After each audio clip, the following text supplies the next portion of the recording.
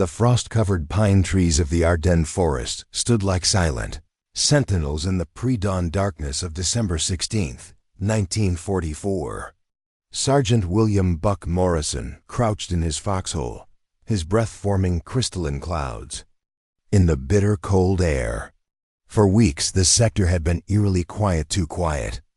The Germans had been retreating for months, and everyone from the greenest private to the seasoned colonels believed the war would be over by Christmas. Buck knew better. 22 years in the army had taught him that silence from the enemy was often the most dangerous sound of all. At 5:30 in the morning, the world exploded. The thunderous roar of artillery shells screaming overhead shattered the winter stillness like a sledgehammer through ice. Buck pressed himself against the frozen earth as the ground beneath him trembled and shook. German artillery, more concentrated than anything they had faced since D-Day, rained down upon the thinly stretched American lines. Trees splintered and exploded around him, sending deadly wooden shrapnel flying through the air like nature's own shrapnel. As detailed in the National World War II Museum records. Despite their concerns, Hitler's offensive was launched on December 16, 1944, as 200,000 Germans in some 30 divisions attacked across an 80-mile stretch of the front, thinly defended by 83,000 Americans in 4 divisions. The numbers were staggering and terrifying in their implications. Through the smoke and chaos, Buck could see shapes moving through the mist, German soldiers advancing in perfect formation, despite the hellish barrage falling around them. These weren't the demoralized retreating troops they had been chasing across France. These were fresh, well-equipped Wehrmacht units, their winter camouflage making them nearly invisible against the snow-covered landscape. Tiger tanks rumbled behind them, their massive guns already trained on American positions. Private Tommy Kowalski, barely 18 and 3 months out of basic training, scrambled into Buck's foxhole, his rifle clutched against his chest with white-knuckled hands. "Sergeant, what's happening? Nobody told us the Germans had this many men left." The boy's voice cracked with barely controlled panic. Buck grabbed the young soldier by the shoulders, looking directly into his frightened eyes. "Son, I've seen. The Germans pulled desperate moves before, but nothing like this. This is their last roll of the dice, and they're betting everything on it." He peered over the rim of their position, watching as German assault troops began to overwhelm forward positions along the line. "But we're Americans, and we don't break, no matter what hell they throw at us." The first wave of German infantry hit their lines like a tsunami of steel and fury. Machine gun nests that had been silent for weeks suddenly roared to life, their muzzle flashes illuminating the faces of determined American defenders. The crack of rifles echoed through the forest as individual soldiers fought desperate battles among the trees. Buck watched in horror as entire platoons were overrun, their positions disappearing under waves of gray-uniformed attackers. Lieutenant Colonel James Patterson, commanding the 2nd Battalion of the 110th Infantry Regiment, crawled from position to position, trying to maintain some semblance of order amid the chaos. Blood streamed from a shrapnel wound on his forehead, but his voice remained steady as he shouted orders over the din of battle. "Hold the line, make every shot count, help is coming." But Buck knew that help was hours, maybe days away. The German breakthrough was happening faster than anyone had anticipated. Radio communications were sporadic at best, jammed by German interference or simply cut by the overwhelming artillery barrage. They were on their own, a thin green line standing between Hitler's final gamble and the Allied rear areas. As the morning wore on, the situation became increasingly desperate. German panzer divisions, spearheaded by the fearsome King Tiger tanks, began pushing through gaps in the American lines. The sound of tank tracks crushing through the underbrush mixed with the screams of wounded men and the sharp crack of rifles. Buck watched as a Sherman tank, outgunned and outmaneuvered, exploded in a ball of flame just 50 yards from his position. The forest itself seemed to be burning around them. Shell craters filled with snow and blood dotted the landscape like wounds in the earth. Yet somehow, impossibly, the Americans held on. Small groups of soldiers, cut off from their units, fought individual battles of survival. They turned every tree, every rocky outcrop, every abandoned farmhouse into a fortress. The German advance, though initially successful, began to slow. As it met increasingly fierce resistance. As darkness began to fall on that first terrible day, Buck looked around at the survivors in his section. Of the 32 men who had started the morning, only 18 remained. Their faces were blackened with smoke and grime, their eyes hollow with exhaustion and shock. But they were still fighting, still holding their ground against impossible odds. The Battle of the Bulge had begun, and with it, the final chapter of World War II in Europe. The second day of the German offensive dawned gray and bitter, with fresh snow beginning to fall across the scarred landscape of the Ardennes. Captain Robert "Iron Bob" Mackenzie of the 7th Armored Division stood in the cupola of his Sherman tank, surveying the chaos that had once been the peaceful Belgian countryside. Smoke rose from a dozen burning villages, and the roads were clogged with refugees fleeing westward, their worldly possessions loaded onto carts and wheelbarrows. Mackenzie had been fighting tanks since North Africa, but he had never seen anything like this. German panzer columns were slicing through American lines like hot knives through butter, their Tiger and Panther tanks seemingly invulnerable to anything the Americans could throw at them. The Wehrmacht had saved their best equipment and their most experienced crews for this final desperate gamble, and it showed in every engagement. Through his binoculars, he watched as a column of German Mark IV tanks approached the crossroads at Malmedy. The town was strategically crucial. Whoever controlled it would control the main supply route for the entire northern sector of the American front. Mackenzie keyed his radio microphone, speaking in the calm, measured tones that had earned him his nickname, Iron Horse 6, to all units. Enemy armor approaching from the east. Estimated 15 tanks, mixed Mark IVs and Panthers. We hold this crossroads no matter what. The radio crackled with acknowledgments from his tank commanders. These were veteran crews, men who had fought their way across France since the Normandy landings. They knew the odds were against them, but they also knew that retreat was not an option. Behind them lay the soft underbelly of the Allied supply lines, thousands of trucks and supply depots that kept the entire Western Front functioning. As the German tanks advanced, Mackenzie could see the tactical genius behind Hitler's offensive. The Germans had concentrated their best remaining forces at the weakest point of the Allied line, achieving local superiority despite their overall disadvantage. They had also chosen their timing perfectly, launching the attack during a period of bad weather that grounded Allied air power and made movement difficult for both sides.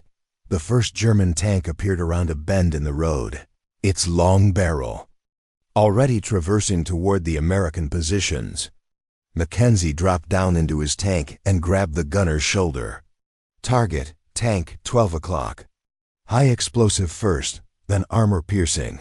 Make it count, Jimmy. The Sherman's 75 millimeter gun roared, and the high explosive shell struck the German tank's frontal armor with a shower of sparks. The Panzer shuddered but kept coming, its thicker armor absorbing the impact. The return shot from the German tank whistled overhead, close enough that Mackenzie could feel the heat of its passage. Armor piercing, same target. The second shot punched through the Panzer's side armor, and the German tank erupted in flames. But 3 more had taken its place, their guns already seeking targets among the American positions. The tank battle that followed was unlike anything Mackenzie had experienced. The Germans fought with the desperation of men who knew they were fighting for the survival of their homeland, while the Americans fought with the grim determination of soldiers who understood the stakes of defeat. Tanks maneuvered through the narrow streets of Malmedy like steel gladiators, trading shots at point-blank range.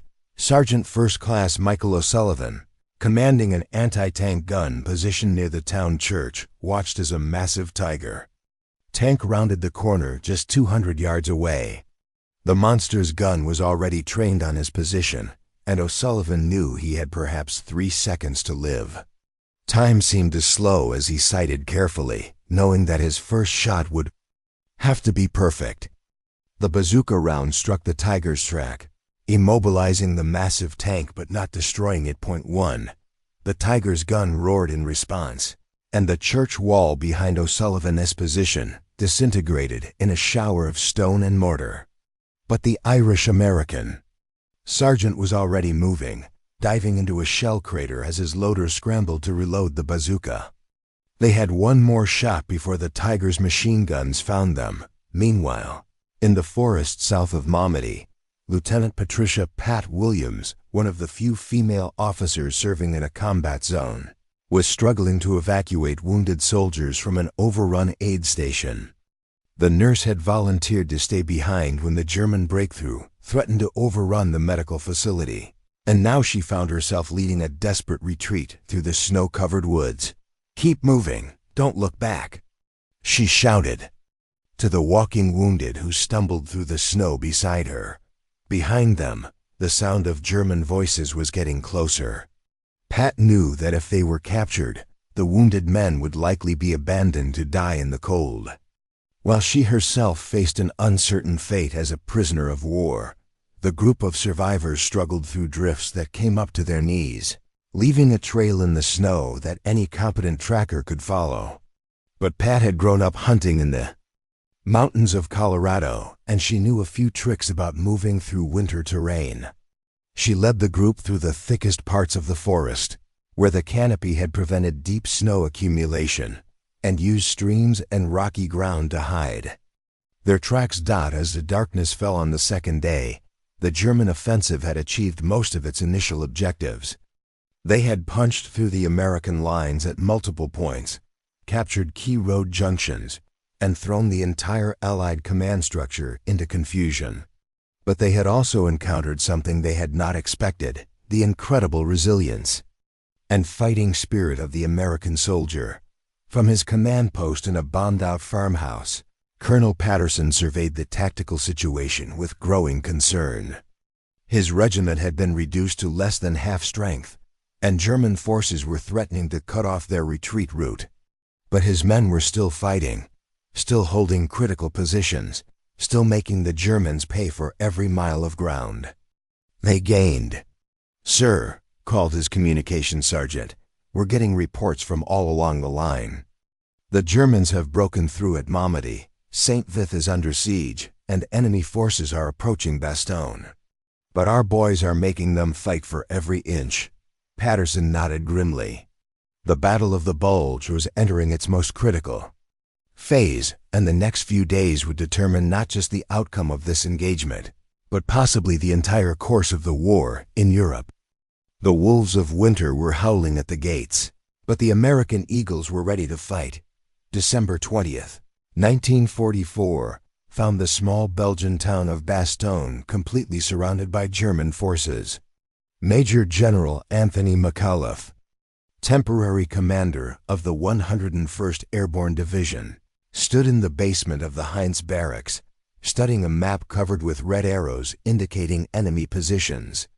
Every road leading into Bastogne was blocked, every escape route cut off. His paratroopers, who had been rushed to the town as a temporary measure, were now trapped with the fate of the entire Bulge operation resting on their shoulders. Staff Sergeant Eddie Kowalski of the 501st Parachute Infantry Regiment, no relation to the young private from the first day of fighting, crouched in a foxhole on the outskirts of town, watching German infantry advance through the snow-covered fields. The paratroopers had been in Bastogne for 3 days now, and ammunition was running dangerously low.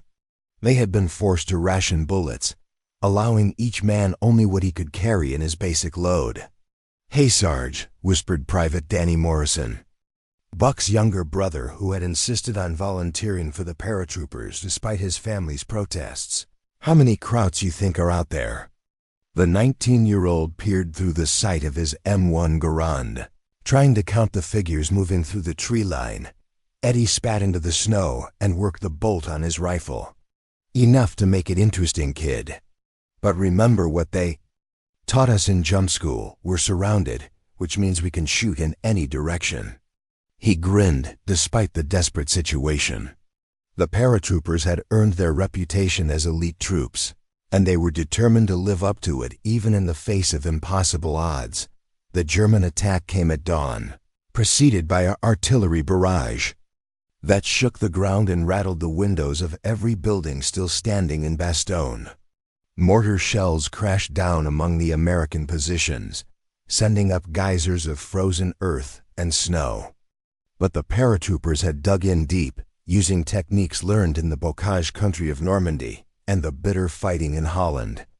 Through the smoke and confusion, Eddie could see German soldiers advancing in extended formation, their white winter camouflage making them nearly invisible against the snow.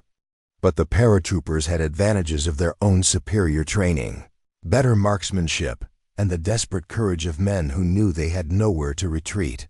The first German soldier to reach Eddie's position was a young Wehrmacht private, probably no older than Danny Morrison.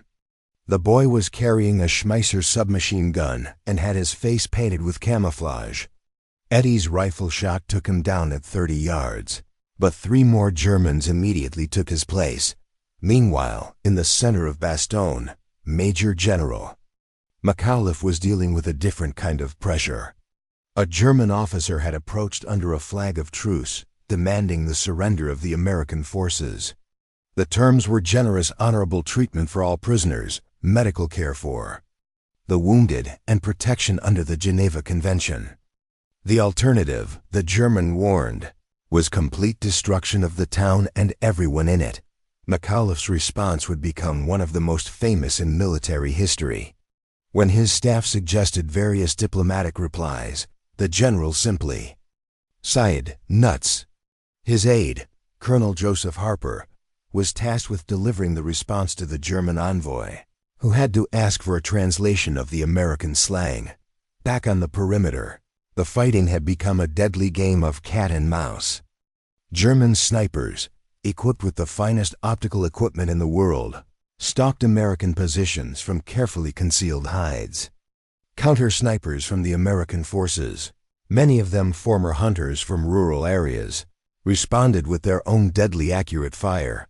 Corporal Maria Santos, a medic attached to the 502nd Parachute Infantry Regiment, crawled through the snow between wounded soldiers, her Red Cross armband making her a target for some German soldiers who had stopped respecting the Geneva Convention. She had been trained to stay low and move fast, but in the deep snow of the Ardennes, speed was a luxury none of them could afford. Medic, medic.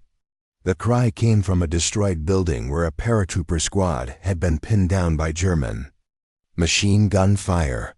Santos could see at least 2 wounded men lying in the rubble, one of them bleeding heavily from a leg wound. Getting to them would mean crossing 50 yards of open ground under direct enemy observation. Without hesitation, Santos began her crawl across the debris-strewn street. Bullets cracked overhead, some passing so close she could feel their wind. A German sniper had spotted her movement and was trying to get a clear shot. But Santos had learned her trade in the bitter fighting across France, and she knew how to use every bit of cover the urban landscape provided. She reached the first wounded soldier, a sergeant with shrapnel wounds in his chest and arms, working. Quickly, she applied pressure bandages and administered morphine from her medical kit. The man's breathing was labored, and she could see froth on his lips indicating lung damage. He needed immediate evacuation to a real medical facility, but the nearest hospital was 20 miles away through German-controlled territory. The second wounded paratrooper was in even worse shape. A machine gun burst had caught him across the abdomen, and Santos could see that he was bleeding internally. She did what she could with the supplies available, but she knew that without surgical intervention, the young soldier would not survive the night. As she worked, Santos became aware of voices speaking German somewhere in the rubble around her. A German patrol had infiltrated the American positions and was moving through the destroyed buildings, searching for isolated American soldiers. She reached for the pistol at her hip, knowing that her status as a medic might not protect her if she was forced to fight. The patrol passed within 10 feet of her position, but the combination of falling snow and gathering darkness concealed her from detection. Santos waited until she was certain they had moved on before beginning the dangerous journey back to American lines with her wounded soldiers. As night fell on the 4th day of the siege, Bastogne remained in American hands. But barely. German forces had penetrated the town's outer defenses in several places, and house-to-house fighting was raging in the residential areas. The paratroopers were running out of ammunition, medical supplies, and hope, but unknown to the defenders, help was on the way. General George Patton's Third Army was racing north through the snow and ice, fighting desperate battles to break through the German ring around Bastogne. The race was on. Would Patton arrive in time, or would the surrounded paratroopers be overwhelmed by the sheer weight of German numbers? In his command post, General McAuliffe studied the latest intelligence reports by the light of a kerosene lamp. The situation was desperate, but not hopeless. His men were still fighting, still holding the critical road junctions that the Germans needed to continue their advance westward. As long as Bastogne held out, Hitler's grand offensive would remain stalled, giving the Allies time to organize their counterattack. Outside, the sound of artillery fire continued through the night, punctuated by the sharp crack of rifle fire and the occasional burst from a machine gun. The siege of Bastogne had become the focal point of the entire Battle of the Bulge, and everyone from the lowliest private to the commanding generals knew that the outcome of this single engagement might well determine the fate of the war in Europe. December 22, 1944, brought the worst blizzard in 20 years to the Ardennes region. The snow fell so heavily that visibility was reduced to mere yards, and the temperature dropped to 10 degrees below 0 Fahrenheit. For the American forces scattered across the Belgian countryside, the weather was both a blessing and a curse. It grounded German aircraft and limited their mobility, but it also made resupply impossible and turned this simple act of survival into a daily struggle.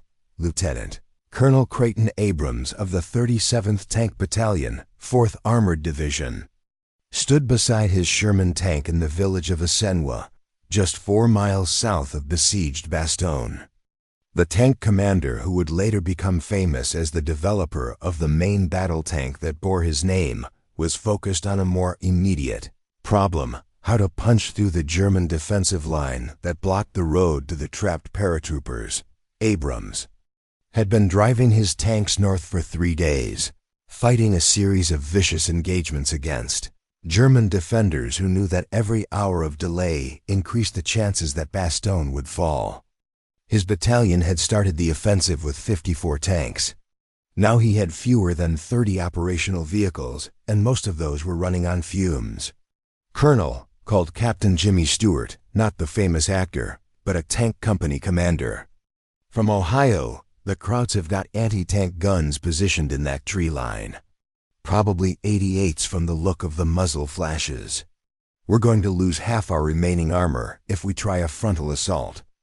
Abrams studied the terrain through his binoculars, noting the gentle slope that led up to the German positions. The enemy had chosen their ground well, with clear fields of fire and excellent cover. But the American commander had advantages of his own superior tactical mobility and the desperate motivation of men trying to rescue their surrounded comrades. We'll use the same tactics that worked at Normandy, Abrams decided. Artillery prep for 10 minutes, then we go in fast and hard. No stopping, no maneuvering, straight up that hill and through their line. Any tank that stops is a dead tank. Meanwhile, inside the Bastogne perimeter, the situation was becoming increasingly desperate. The paratroopers had been without resupply for 5 days, and they were down to their last clips of ammunition. Medical supplies were completely exhausted, and wounded soldiers were dying for lack of basic medical care. Chaplain Francis Sampson of the 501st Parachute Infantry Regiment moved to the positions like a guardian angel, offering what comfort he could to the wounded and dying. The Catholic priest had parachuted into Normandy with the first wave of airborne troops and had been with the regiment through every major engagement since D-Day. He had seen more death and suffering than any man should have to witness, but his faith remained unshaken. "Father, am I going to die?" The question came from a young paratrooper whose leg had been nearly severed by shrapnel. Private Timothy O'Brien was 18 years old and had been in combat for less than a week.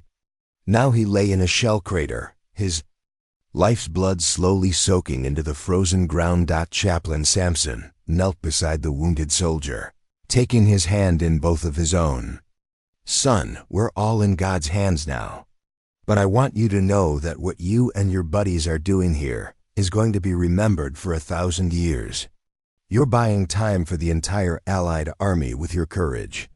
O'Brien squeezed the chaplain's hand with surprising strength. "My mom always said I was too stubborn to know when to give up. Guess she was right." He managed a weak smile before losing consciousness. 300 yards away, in what had once been Bastogne town square, Major Richard Winters of the 501st Parachute Infantry Regiment was organizing his men for what everyone knew might be their final stand. The German ring around the town was tightening, and enemy forces had penetrated to within 2 blocks of the American command post. Winters, who would later become famous as the subject of the book and television series Band of Brothers, was methodically checking his men's weapons and ammunition. Each soldier had perhaps 20 rounds remaining, barely enough for one serious firefight. But the paratroopers had trained for this kind of desperate situation, and their officer knew they would fight to the last bullet. "Listen up," Winters called to his assembled men. "I know things look bad, but remember what we learned in jump school. The enemy has us surrounded, which means we can attack in any direction. And when Patton's tanks break through, not if, but when we want to be here to shake hands with those tankers." The men managed weak grins at their commander's confidence. They had been fighting alongside Winters since Normandy, and they trusted his judgment implicitly. If he said Patton was coming, then help was on the way. Back at Asenwa, Colonel Abrams was about to launch his final assault on the German positions. The artillery barrage had lifted, and his tank crews were ready to begin their desperate charge up the snow-covered slope. Radio communications with Bastogne had been intermittent, but the last message had been ominous. German forces were attacking the town from 3 directions simultaneously. "All units, this is Iron Horse 6, Abrams spoke into his radio microphone, using the call sign that had become legendary throughout the Third Army. "We're going in. Remember, those paratroopers have been holding that town for 6 days, and they're counting on us. Don't let them down." The charge that followed was one of the most dramatic tank attacks of the entire war. 30 American Sherman tanks roared up the hillside through the falling snow, their guns blazing at the German positions. Anti-tank shells screamed past them, and 2 tanks exploded in balls of flame before they had covered half the distance to their objective. But the surviving tanks pressed on, their crews fighting with the ferocity of men who knew that failure meant death for hundreds of their comrades. Tank Commander Sergeant Robert Early, who Sherman had been hit twice but was still running, spotted a German anti-tank gun position in a farmhouse basement. His 75mm gun put a high explosive shell through the building's foundation, silencing the enemy gun forever. At 4:30 in the afternoon on December 26, 1944, the 1st Sherman tank from the 4th Armored Division rolled into Bastogne's town square. The crew was greeted by cheering paratroopers who had held the town against impossible odds for 7 days and nights. The siege of Bastogne was broken, but the Battle of the Bulge was far from over. Colonel Abrams climbed down from his tank to shake hands with General McAuliffe, who had emerged from his command post to greet the relief force. Both men were exhausted, their faces blackened with smoke and grime, but their eyes held the satisfaction of soldiers who had accomplished the impossible. "Glad to see you, General," Abram said simply. "How are your men holding up?" McAuliffe looked around at his paratroopers, who were already helping to unload ammunition and medical supplies from the relief column. "They're the finest soldiers I've ever had the honor to command. They held this town when everyone said it couldn't be done." The relief of Bastogne marked the turning point of the Battle of the Bulge, but the fighting was far from over. German forces were still deep inside Allied territory, and it would take weeks of bitter combat to push them back to their starting positions. The real test of American resolve was yet to come. January 1st, 1945, dawned clear and bitterly cold across the Ardennes battlefield. For the first time in weeks, Allied aircraft could take to the skies, and the roar of engines filled the air as squadrons of P-47, Thunderbolts and P-51 Mustangs swept low over the German positions. The weather had finally cleared, giving the Allies back their most decisive advantage: complete air superiority. Colonel Francis Gabreski, the leading American fighter ace in the European theater with 31 confirmed kills, led his squadron of P-47 Thunderbolts in a devastating attack on a German panzer column, struggling through the snow near Houffalize. The Polish-American pilot had been grounded for 3 weeks by the terrible weather, watching helplessly as German forces advanced across terrain that should have been a killing field for Allied aircraft. "Falcon leader to all units," Gabreski spoke into his radio as he spotted the German column below. "I count 20-plus tanks and maybe 50 vehicles. We're going in with rockets first, then guns. Make every shot count. These crowds have been having their own way too long." The attack that followed was a masterpiece of close air support. The Thunderbolts dove out of the sun, their 850 caliber machine guns and rocket pods, turning the German column into a scene of utter devastation. Tanks exploded, trucks burned, and German soldiers scattered into the surrounding woods. In less than 10 minutes, an entire panzer battalion had been reduced to smoking scrap metal, but the German forces were not finished yet. SS Oberfuhrer Joachim Peiper, commander of the 1st SS Panzer Division, Leibstandarte Adolf Hitler, had been leading a spearhead aimed at the fuel depots near Spa. His battle group, composed of the most fanatical Nazi troops remaining in the German army, had earned a reputation for both tactical brilliance and war crimes against captured American soldiers.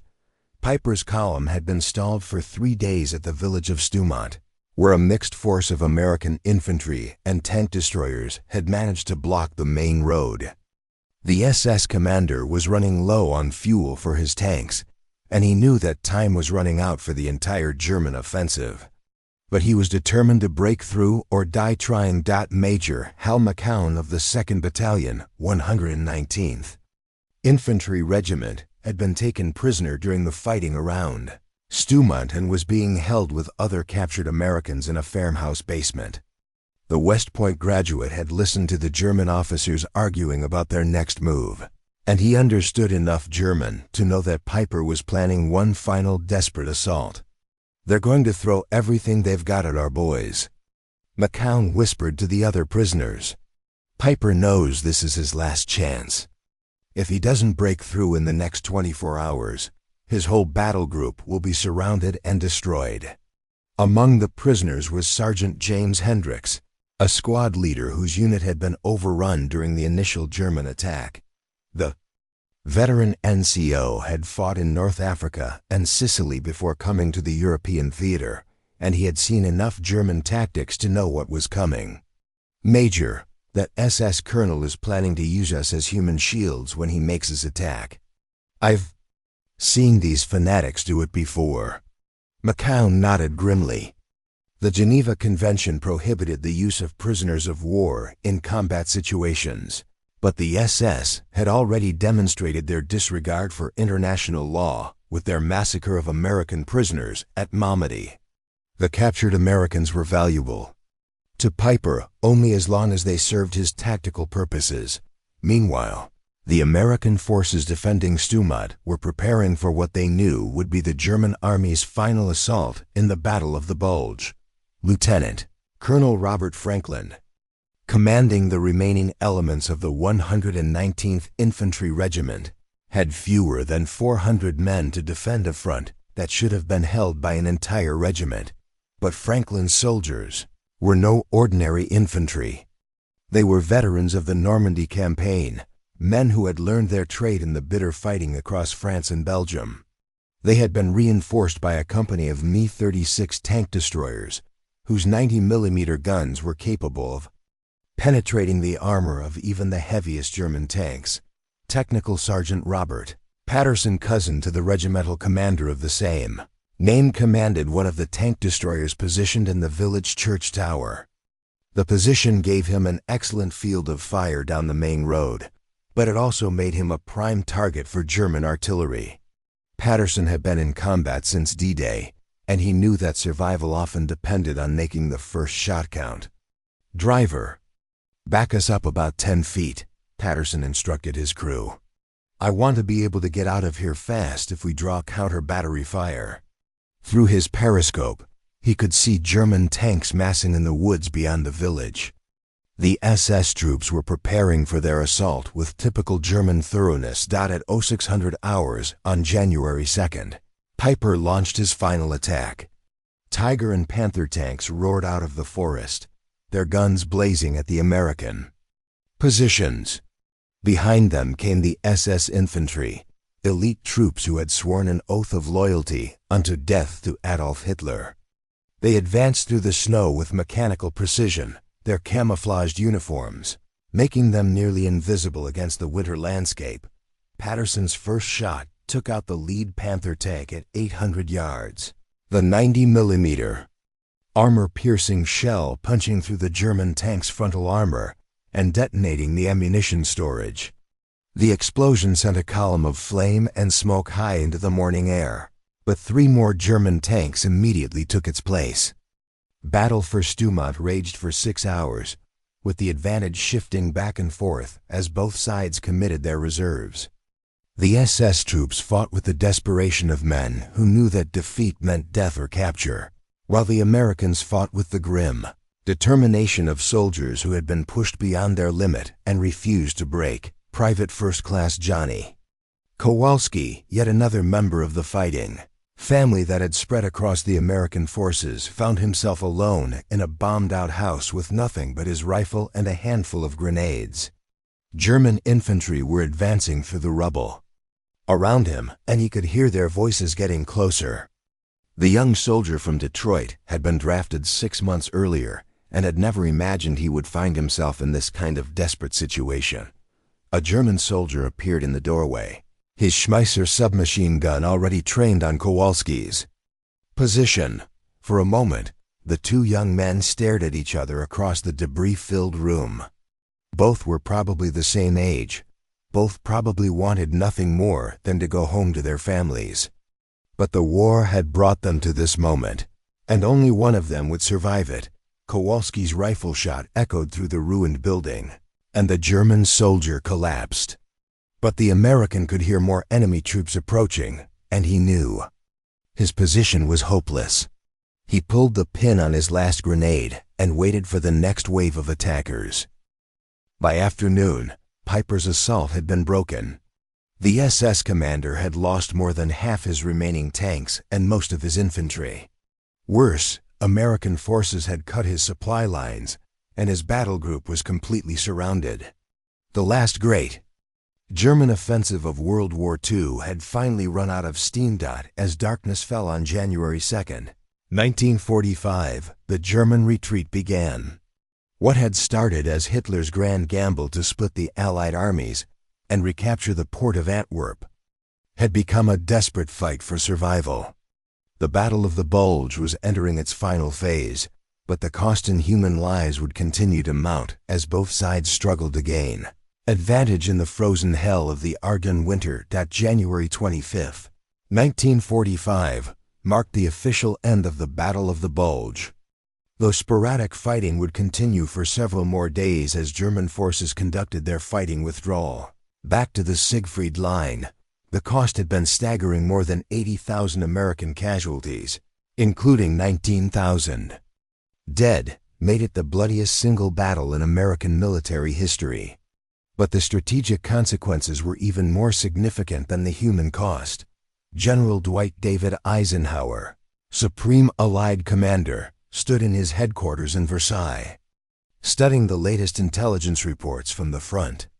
The German offensive had failed catastrophically, consuming the last strategic reserves of the Wehrmacht and opening the door for the final Allied advance into Germany itself. Hitler's gamble had not only failed, it had hastened the end of the Third Reich. "Sir," called General Omar Bradley, commander of the 12th Army Group, as he entered the map room with a folder of reconnaissance photographs. The latest aerial surveys showed German forces retreating along the entire front.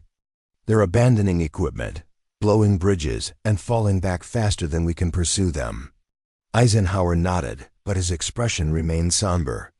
Victory in the Bulge had come at a terrible price, and he was acutely aware that thousands of American families would soon be receiving telegrams informing them of their loss.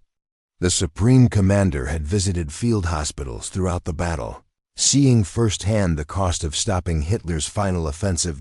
In the forests around Bastogne, the grim work of battlefield cleanup was underway. Sergeant Buck Morrison, who had survived the entire battle despite being wounded twice, supervised a burial detail as they gathered the frozen bodies of both American and German soldiers. The winter had preserved the dead with terrible clarity, and Buck found himself looking into the faces of boys who would never see their 20th birthdays. "Sarge," called Corporal Danny Morrison, Buck's younger brother who had somehow survived his first major battle, "the Graves registration guys want to know if we've identified all the American dead in this sector."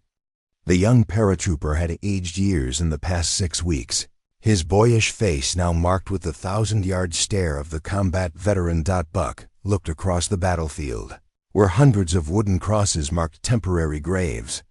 "Tell them, we've done our best, Danny, but there are probably boys buried under the snow that we won't find until spring."